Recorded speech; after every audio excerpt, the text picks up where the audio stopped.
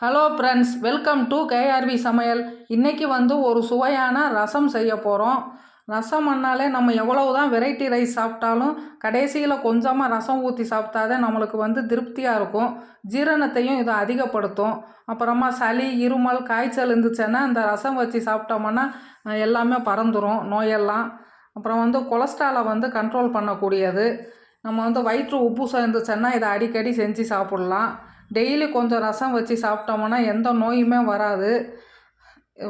கொழுப்பு பிரச்சனை இருக்கிறவங்கெல்லாம் இந்த ரசம் அடிக்கடி வச்சு சாப்பிட்லாம். அப்புறமா இது எல்லா மூலிகையும் கலந்து செய்கிறதுனால எல்லா நோயும் பறந்துடும். இது எப்படி செய்யலான்ட்டு பார்க்கலாம். அதுக்கு நான் ஒரு 3/4 ஸ்பூன் சீரகம் எடுத்திருக்கேன். அப்புறம் 3/4 ஸ்பூன் மிளகு எடுத்திருக்கேன்.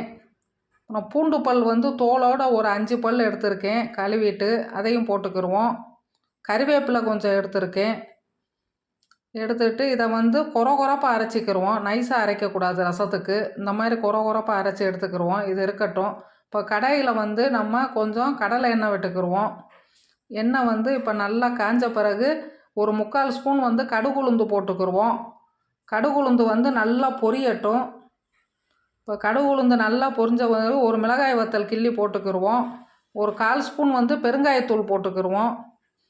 அப்புறமா கறிவேப்பிலை கொஞ்சம் போட்டுக்கிடுவோம்.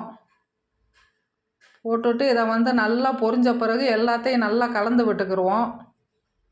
இந்த மாதிரி நல்லா கலந்து வறுபட்ட பிறகு நம்ம மிக்சியில் கொரகொரப்பாக அரைச்சி வச்சோம்ல சீரகம், மிளகு, பூண்டு அதையெல்லாம் போட்டுக்கிடுவோம்.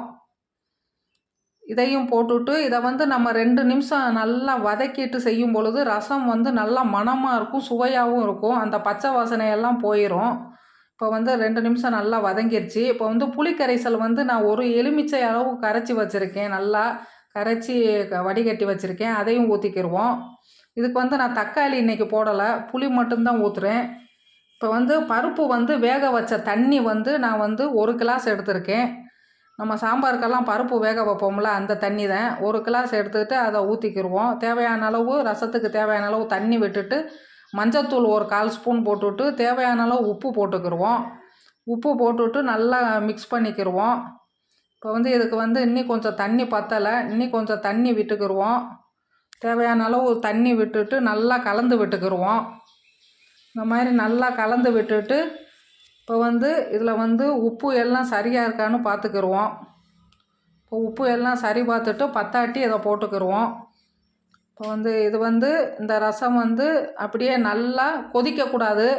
நல்லா அப்படியே மீடியம் ஃப்ளேம்லேயே வச்சு நல்லா பொங்கி வரும். நல்லா நுர கட்டி பொங்கி வரும். பொங்கி ஒரே ஒரு கொதி வரும் பொழுது நம்ம ஸ்டவ்வை ஆஃப் பண்ணிடணும். ரொம்ப நேரம் கொதிக்கக்கூடாது பருப்பு ரசம். இப்போ நுர கட்டிருச்சு, லைட்டாக ஒரு கொதி வந்துருச்சு. இப்போ மல்லித்தலையை தூவி கலந்து விட்டுக்கிடுவோம். இப்போ ஸ்டவ்வை ஆஃப் பண்ணிட்டேன் நான். இப்போ இதை நல்லா கலந்து விட்டுக்கிடுவோம். இது இந்த ரசம் இந்த மாதிரி செஞ்சு பாருங்கள், நல்லா டேஸ்ட்டாக இருக்கும். சாப்பிடாத குழந்தைங்க கூட டம்ளரில் ஊற்றி கொடுத்தா குடிப்பாங்க. அந்த அளவுக்கு நல்லா டேஸ்ட்டாக சுவையாக இருக்கும் இந்த ரசம். இப்போ ரசம் நல்லா ரெடி ஆயிடுச்சு. இதே மாதிரி நீங்களும் ட்ரை பண்ணி பாருங்கள். கேஆர்வி சமையலை சப்ஸ்கிரைப் பண்ணாதவங்க மறக்காமல் சப்ஸ்கிரைப் பண்ணிடுங்க. ஃப்ரெண்ட்ஸுகளுக்கு ஷேர் பண்ணுங்கள், லைக் பண்ணுங்கள். வீடியோவை ஸ்கிப் பண்ணாமல் பாருங்கள். இது எல்லா மூலிகையும் கலந்த ஒரு ரசம்னால டேஸ்ட் அருமையாக இருக்கும், சுவையாகவும் இருக்கும். பருப்பு தண்ணியெல்லாம் விட்டுறதுனால உங்களுக்கு டேஸ்ட்டு சுவை கூடுதலாக இருக்கும். தேங்க்யூ ஃபார் வாட்சிங்.